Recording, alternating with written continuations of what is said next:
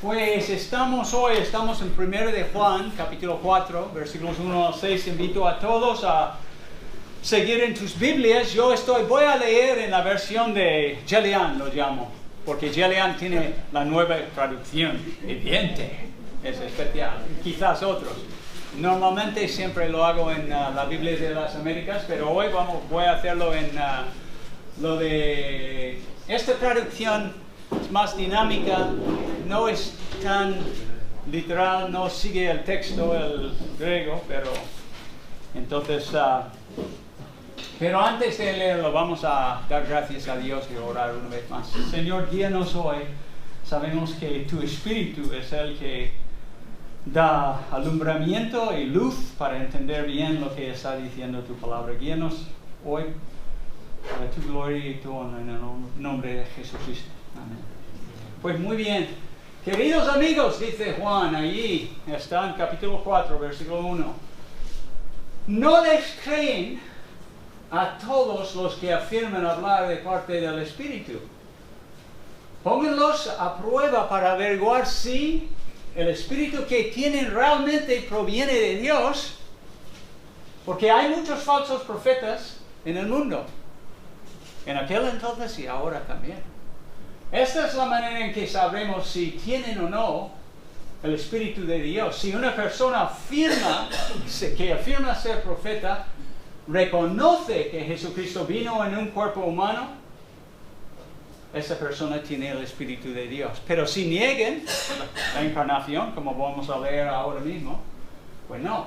Pero si alguien afirma ser profeta y no reconoce la verdad acerca de Jesús, que fue enviado desde el cielo por su Padre, aquella persona no es de Dios. Tal persona tiene el espíritu del anticristo, del cual ustedes oyeron que viene al mundo y de hecho ya está aquí. Pero ustedes, vosotros, mis queridos hijos, aquí en nuestra versión dice hijitos, pertenecen a Dios. Ya lograron la victoria sobre esas personas, porque el espíritu que vive en ustedes es más poderoso que el espíritu que vive en el mundo. Esas personas pertenecen a este mundo. Por eso hablan desde el punto de vista del mundo, y el mundo les presta atención. En cambio, es como un contraste. Nosotros pertenecemos a Dios. Y los que conocen a Dios nos prestan atención. Como ellos no pertenecen a Dios, no nos prestan atención. Así es como sabemos si alguien tiene el Espíritu de Dios morando dentro de él o no. Tiene el Espíritu de verdad o el Espíritu de, como dicen en la Reina Valera, error, ¿no? Engaño. Ha sido engañado. ¿Ok? Estos son los versículos y vamos a fijarnos en ellos. Vivimos hoy en día en un mundo cada vez más alejado de Dios, más ignorante de su naturaleza y su revelación. Gracias. Mucha ignorancia en nuestro mundo. En cuanto al Señor, en cuanto a Dios. Desafortunadamente yo diría que la situación en el panorama en la iglesia de Jesucristo no es mucho mejor. Abunda la ignorancia de doctrinas básicas, bíblicas, de la sana doctrina, la obra redentora de Jesucristo, por ejemplo, su eficiencia, su eficacia, etc. ¿Por qué? Algunas personas a lo mejor aquí creen que Jesús solo vino para ser un buen ejemplo del amor de Dios. ¿Esto es verdad? No es verdad. Él vino porque tú y yo somos pecadores y necesitábamos un sustituto para morir en nuestro lugar. Podemos seguir. Esta ignorancia contribuye mucho a la falta del discernimiento espiritual, como en aquel entonces. La habilidad, ¿qué es el discernimiento espiritual? Es la habilidad de discernir o distinguir entre la verdad de Dios y las mentiras del mundo. No es difícil de entender. Pero hay mucha gente que hoy en día están confusos y no entienden bien las cosas. Dentro de la iglesia, fuera de la iglesia. No sé si hace mucho que yo prediqué, pero todo el libro de Primero de Juan es un libro para edificar a los hermanos, para construirles en la verdadera fe, pero también es un libro polémico, porque él está enfrentándose con los gnósticos, los heréticos,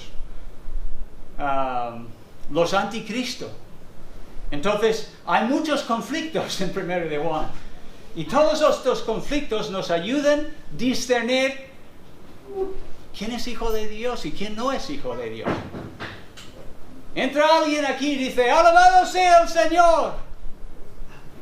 Y algunos dicen, oh hermano, y le dan abrazos y... No, hay personas que usan el nombre del Señor para sacar los cuartos de tu bolsillo.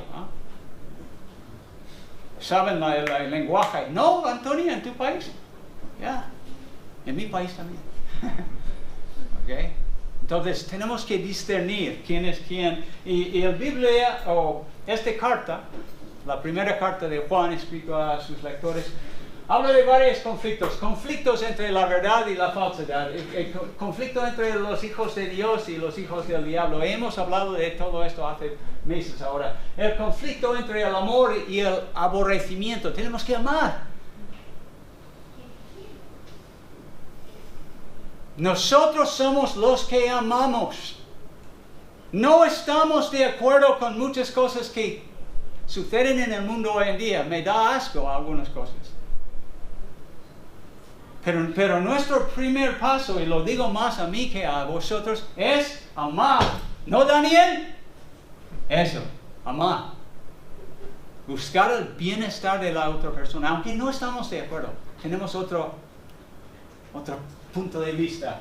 Ahora Juan introduce el conflicto entre el espíritu de verdad y el espíritu de verdad del error, allí en versículo 6, al final, la parte fe. En esto conocemos el espíritu de verdad y el espíritu de error. Y yo voy a hablar hoy de tu deber, mi deber, el deber de cada cristiano de probar los espíritus. Y luego vamos a hablar de los métodos, las normas, para poner a prueba los espíritus. Y Juan, en versículos 2 y 3 habla de esto, y al final, en versículos 4 y 6, vemos algunos criterios para probar el carácter de los oradores humanos. Y nos ayuda. Negativamente, no creáis a todo espíritu. Es muy posible que algunos de los lectores habían aceptado sin un sentido crítico, en el buen sentido, las afirmaciones de estos falsos maestros. Juan insta a los hermanos que dejen de tragar tan fácilmente estas ideas peligrosas. Los cristianos tenemos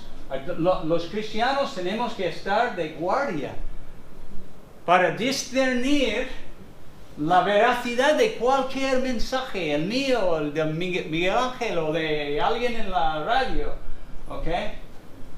Porque es nuestro deber, hermanos, probar a los espíritus y saber lo que dicen la gente de verdad. A veces, es nuestra responsabilidad y vamos a hablar de cómo hacerlo.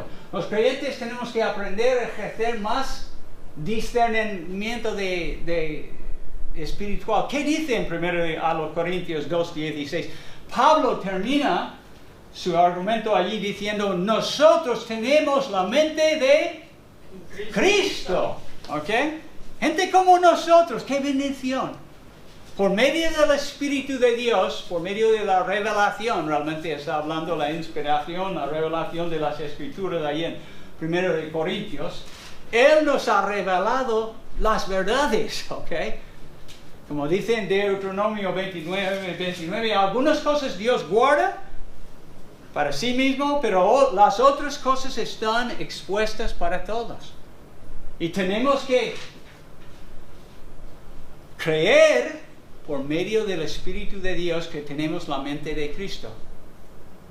Pero por tenerlo escrito en 1 a los Corintios 2:16 no cambia la cosa. Si tú no lees este libro y no memorizas y no meditas y no lo pones en práctica,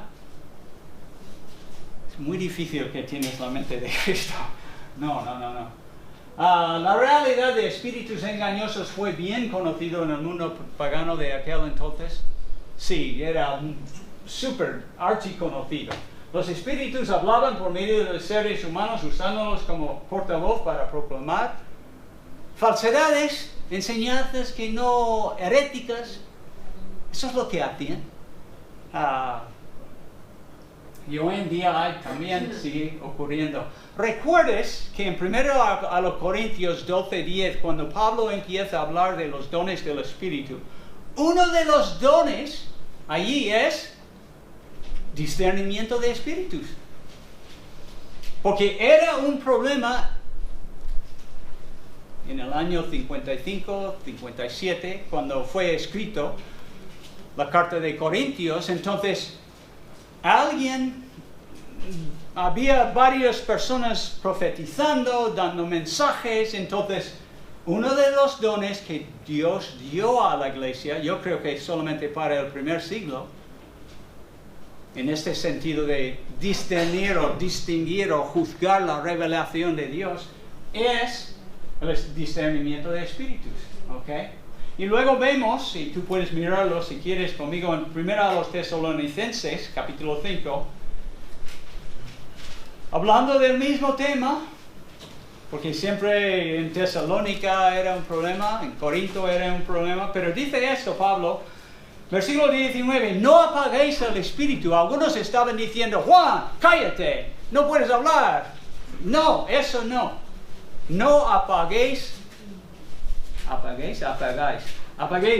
espíritu. No menosprecies las profecías tampoco. Pero ahora, equilibrio. Pablo, bajo el guía del Espíritu Santo, dice, versículo 21, examinadlo todo. Y esto es la misma palabra, dokimazo. Y la idea es poner todo a prueba. Estos señores que están diciendo muchas cosas, ponerla a prueba. ¿Cómo? Pues con lo que habías en aquel entonces, lo que habían escuchado de los apóstoles y de otros maestros en aquel momento. Entonces, aquí en 1 de Juan, de una forma sutil, no tan sutil, Juan identifica que el objetivo del proceso de la prueba es determinar, número uno, el origen del mensajero, ¿es de Dios o es de el diablo? Porque solo hay dos fuentes de revelación. Y luego la segunda cosa que él dice aquí es poner a prueba a ellos para determinar la naturaleza de su mensaje. ¿Es de Dios o es del diablo? ¿No? Uno de las dos. Entonces, realmente para hacer esto, cuando estamos, digamos, probando a los espíritus o probando a los oradores humanos, la veracidad de su mensaje, entonces necesitamos un estándar, una regla de medida para ayudarnos a saber qué es correcto. Y lo tenemos, como está escrito aquí, tenemos la regla de medir para nosotros, ¿qué es? La Biblia, la palabra inspirada de Dios, ¿ok? Por eso siempre estamos animando a todos a leerlo cada año, toda la Biblia. Leerlo, meditar en la Biblia, memorizar la Biblia, porque Dios nos dio su palabra precisamente para ayudarnos a discernir entre la verdad y la falsedad. Allí en 2 de Pedro, un pasaje a mí me gusta mucho, él dice, tenemos también la palabra profética más segura, a la cual hacéis bien en estar atentos, como una antorcha que alumbra en lugar oscuro, y él está pensando en una cueva, y este mundo es como una cueva. Hay mucha oscuridad, hay mucha ignorancia en cuanto a la sana doctrina, la doctrina bíblica. Entonces, lo que él está diciendo, y no voy a leer los demás versículos, pero habla de la Escritura, ninguna profecía de la Escritura. Dios nos ha dado las Escrituras para darnos luz, para entender, distinguir, juzgar. No en el sentido de juzgar a las personas, pero sí juzgar sus enseñanzas. Digo otra vez, amamos a las personas, pero no aceptamos, no tragamos todo lo que dicen en la radio o en la tele o en un libro. Uno de mis profesores en el seminario siempre decía esto: si cualquier ratoncito escribe en un libro, todo el mundo piensa que lo que está dentro de su libro es la verdad. No es la verdad. Hay muchos libros, no.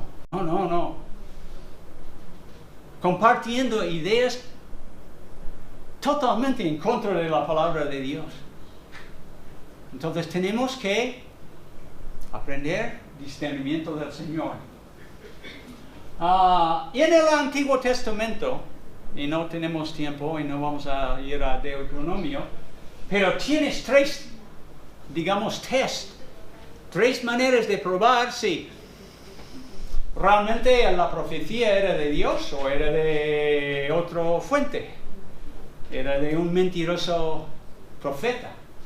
Entonces, la primera prueba, lo que el profeta dijo, tuvo que estar de acuerdo con lo que Dios había revelado previamente. Ahora yo estoy leyendo en devociones cada mañana, estoy en Jeremías, uno de mis profetas favoritos, quizás mi favorito. Pero allí, una vez y otra vez, él está batallando, peleando con los falsos profetas, ¿no? Y por ejemplo, y el capítulo 27, capítulo 29, Jeremías recibe la palabra de Dios, del Señor, lo comparte con los demás y luego viene alguien diciendo, ¡no! Dios no ha dicho esto, Dios ha dicho exactamente lo opuesto. Nabucodonosor no invadirá a Jerusalén. ¡Paz! ¡Paz! Vamos a tener paz por aquí.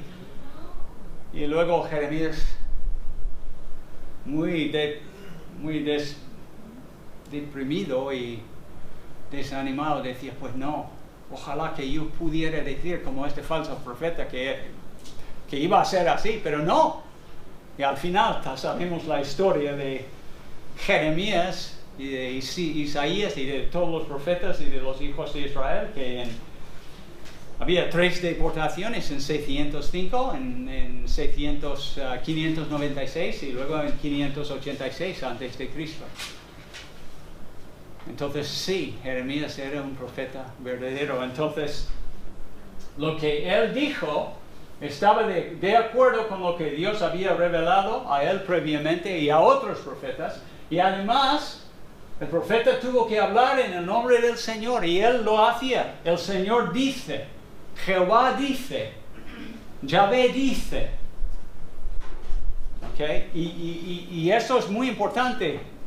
Quizás no entendemos la importancia de esa expresión, pero en 1 Corintios 12, antes de hablar de dones del Espíritu y la obra del Espíritu en la iglesia, dice Pablo esto en versículo 2.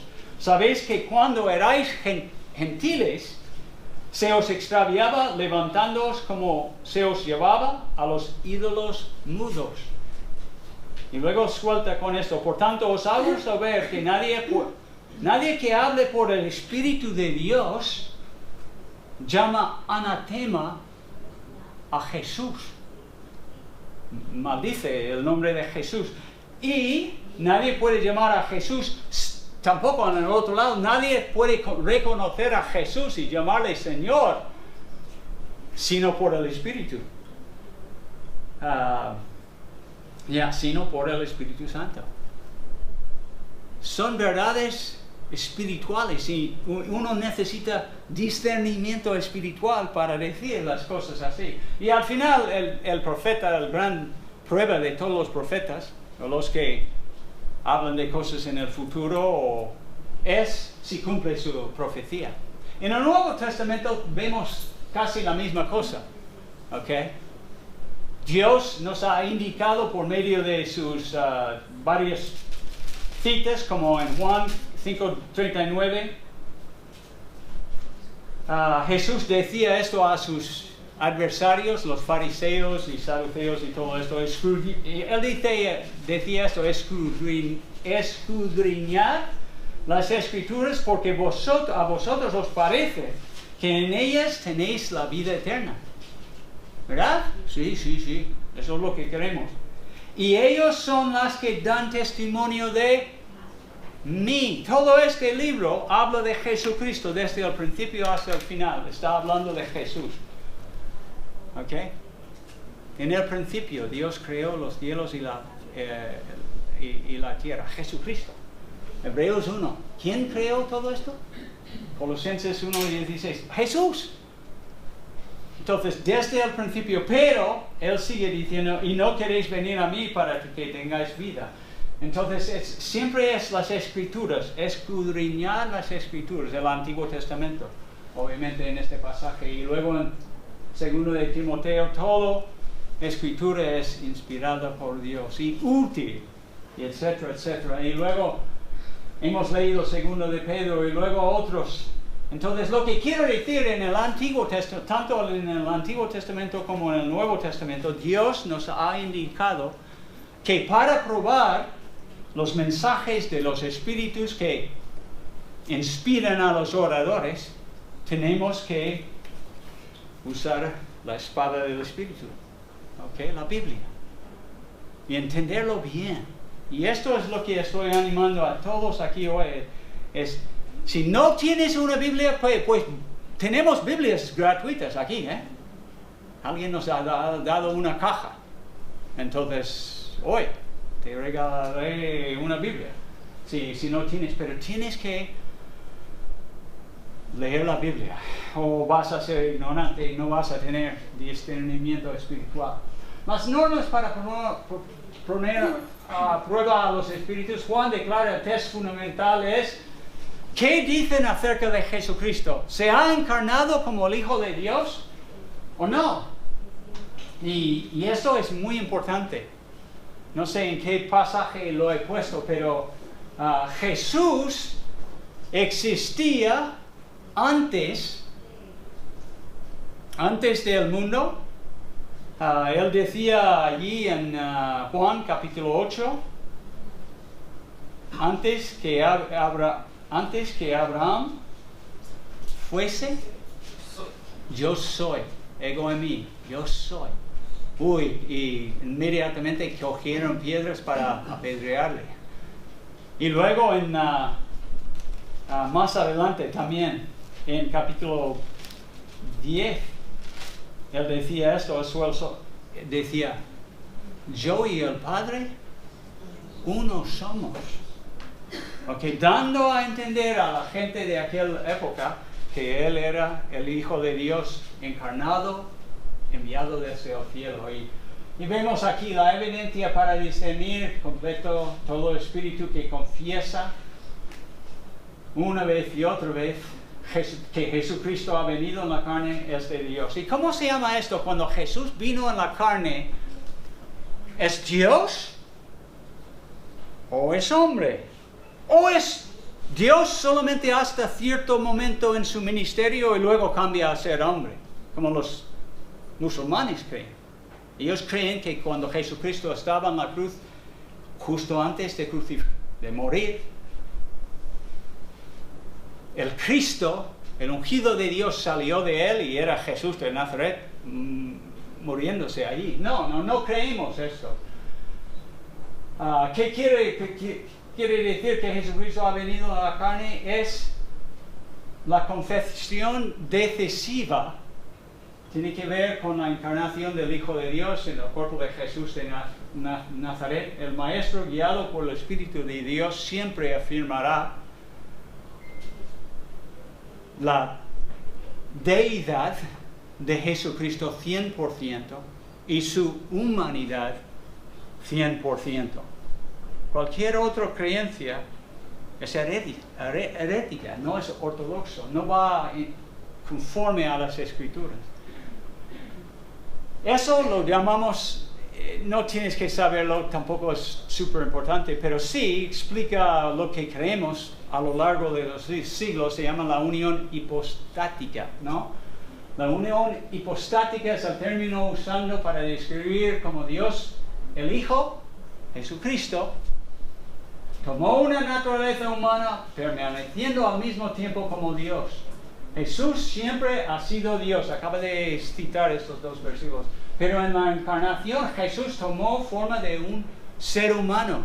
El verbo, versículo 14 del capítulo 1 de Juan, el verbo se hizo carne y habitó entre nosotros y hemos visto su gloria y su etcétera, etcétera. Jesús es la suma de la naturaleza humana y la divina.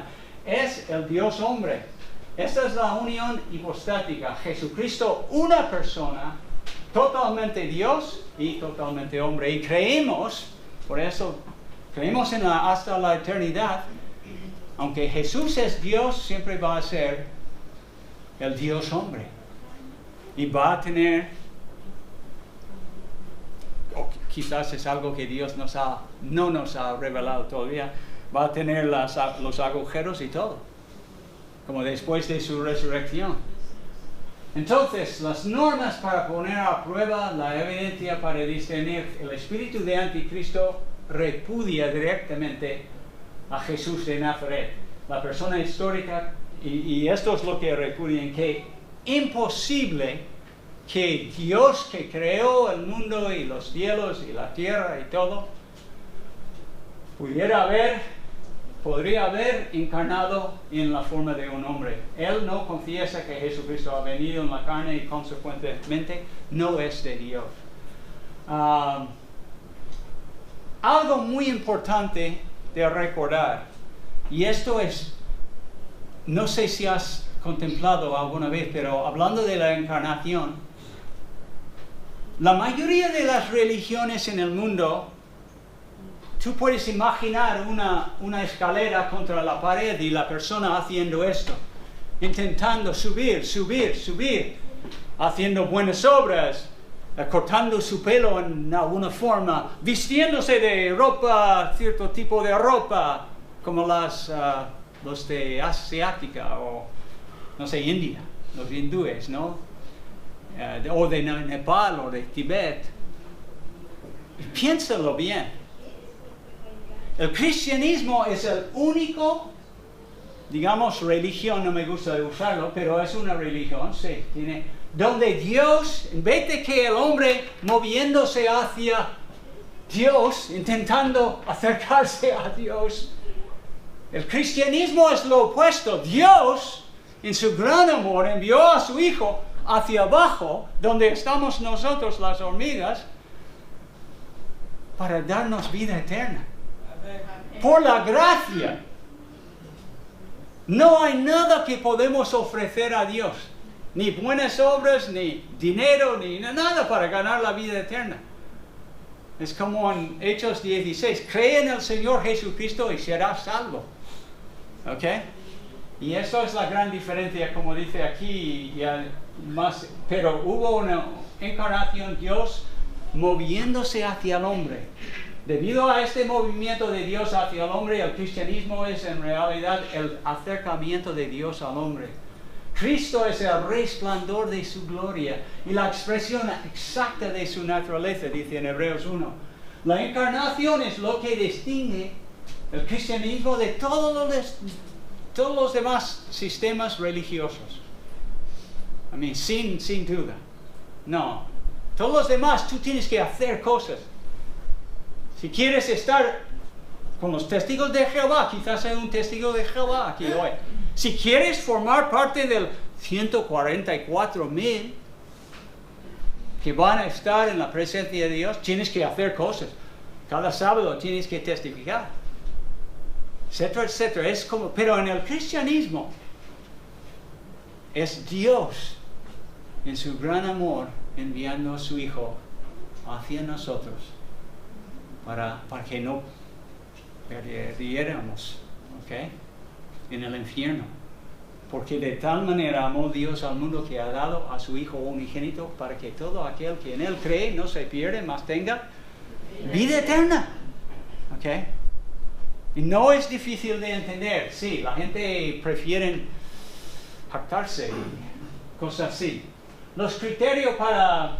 estamos en versículos 4 y 6 y lo que notamos, observamos rápidamente, es que nosotros somos la minoría. Por eso él tenía que decir a partir de versículo 4, Juan suelta con vosotros sois hijos de Dios y los habéis vencido. ¿O por qué lo dijo? La razón que lo dijo es porque somos la minoría y sentimos como la minoría. Los inconversos son la mayoría y además tienen el oído del mundo, su relación con este sistema en donde todos vivimos en este mundo, pero ellos están a la onda y se escuchan y entienden sus mensajes. Hay comunicación. Son del mundo, hablan del mismo idioma, digamos, del mundo, y se entienden ellos y el mundo. Lo vemos ahí en 5cc, en el mundo los oye.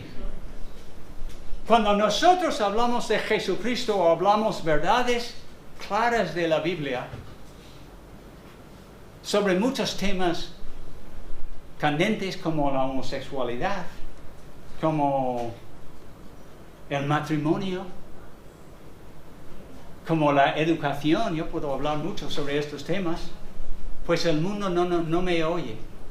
De hecho, cojan huevos para decir, cállate, idiota. ¿Ok? No tienes razón, pero sí, la Biblia habla de todo esto. Y esto es la diferencia y debemos saber, debemos entender esto. ¿Por qué reafirma Juan la identidad y victoria de los creyentes? Debido a las circunstancias adversas, difíciles de los hermanos en aquel momento. En contraste con los inconversos del mundo, que generalmente, como Salmos 73 dice, que viven muy bien, no sufren nada. Juan sentía la necesidad de reafirmar su identidad. Vosotros sois de Dios. Nosotros, vosotros aquí hoy, sois hijos de Dios, hijas de Dios. No, fuera de esto, cuando salimos hoy, esto no es nada para el mundo, pero para mí, no hay título más alto que yo soy hijo de Dios. Él me ha salvado. Su espíritu vive en mí y me ama. Y luego, siempre lo hace en Romanos también, no vamos a mirarlo, pero lo hace la misma cosa en Romanos 8. Juan suelta con esto de la realidad victoriosa. Lo habéis vencido porque mayor es el que está en vosotros que el que está en el mundo. ¿Por qué? Porque nuestro futuro es seguro. Y cuando tenemos que enfrentarnos con oradores muy inteligentes, mucho más inteligentes que Miguel Ángel y yo, y gente que pueden hablar muy bien, y no estamos de acuerdo y decimos, no, eso no es la verdad, tú estás diciendo falsedades, pues es difícil.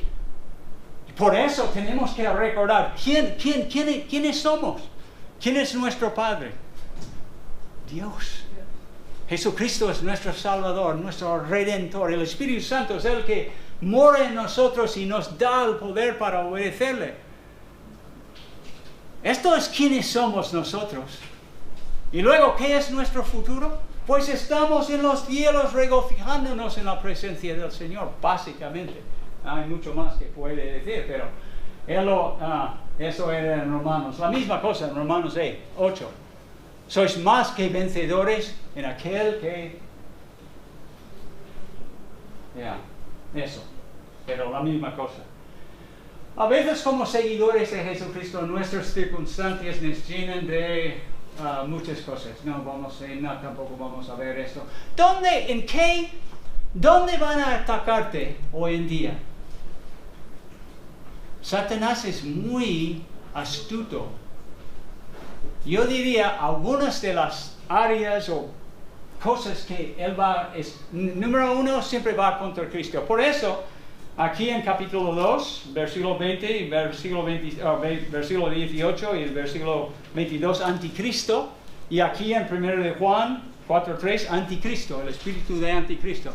Satanás es anticristo, contra Cristo, hace todo lo que puede para mermar la obra de Jesucristo. Entonces, él siempre, estos profetas, tarde o temprano, atacan la naturaleza de Jesucristo, la obra redentora de Jesucristo, los milagros de Jesucristo, la eficacia de la muerte de Jesucristo, resurrección, pues no, imposible. Y luego, generalmente te atacan en la ética, la moralidad. Ellos convierten rápidamente estos espíritus porque saben una cosa de nosotros. ¿Qué es nuestro problema? Somos pecadores y tenemos una naturaleza pecaminosa y tenemos deseos que nos llevan hacia allí. Entonces, sabiendo esto, ellos, con mucha sutileza, convierten la santidad en sensualidad. ¿Okay? Y esto ocurre en muchas iglesias. No precisamente, no en nuestra iglesia, pero en otros. Y es donde muchas veces las falsas enseñanzas. Y luego la naturaleza de Dios, no es un orden, pero sí, atacan la Trinidad, atacan, tantas veces desprecian su santidad, su justicia, su soberanía. ¿Okay? De esos espíritus engañosos guiando a hombres a decir, soltando enseñanzas heréticas. Y luego la mayordomía, especialmente en algunos países, estos maestros son expertos en aprovechar de creyentes inmaduros inventando maneras de sacar las monedas de tus bolsillos, ¿ok? Ya. Aquí no hablamos mucho, todos los domingos estamos hablando de dinero. No. Yo creo que si el Espíritu de Dios vive en ti, tú querrás, y tú, número uno, sabes lo que dice la Biblia en 2 de Corintios 8 y 9, y tu deseo es honrarle. Entonces tú vas a dar al Señor tu ofrenda.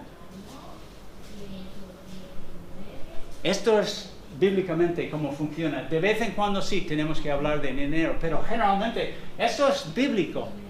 Esto es lo que creemos. Si alguien aquí no quiere dar su ofrenda a Dios, pues es voluntario.